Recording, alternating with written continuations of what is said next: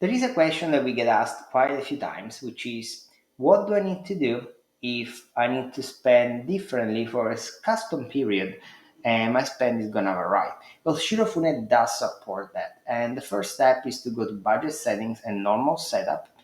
And right next to normal setup, there is a plus button, which you're gonna click. The first option here is going to offer you to set up a custom period for a specific month. So let's assume that you always spend the same or a similar level of budget throughout the year. And for a specific month, you want to spend more or less. This is where you're going to click to set it up. But what if your increase or decrease in spend is for a specific group of days? Well, in that case, there are a couple of things to do. The first one is to click on Set up Budget for a custom period, and you click on add setup here and select the date. So let's assume that we are looking in April, and in April we have a custom period between the 9th and the 17th.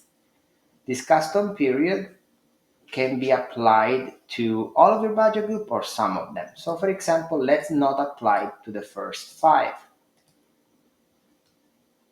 And here we can customize budget and bids any way we want. So for example, 7,500 can become 5,000. The minimum ROAS can be changed to 70. Essentially, we can customize all of our settings specifically for this group of days.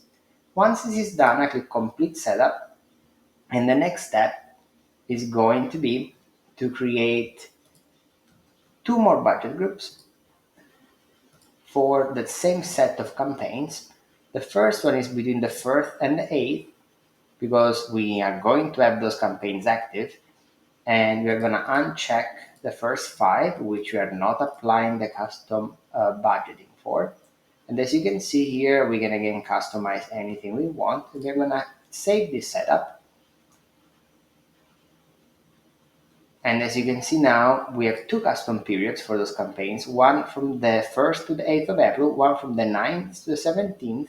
And now we need to tell the system what you guys would like to spend between the 18th and the 30th for the same 5 group campaign budget groups. We are gonna change anything we want in here and click on complete setup. Now, we cannot run normal budgets and custom periods at the same time. They're conflicting. So we do need to create the final budget group, which is going to be for the 5 campaigns that we are not including in this test. So we're going to uncheck everything else. As you guys can see, I'm unchecking all the campaigns where we allocated a custom budget. I'm going to select the whole month of April here, and I set up those budgets as my monthly budgets.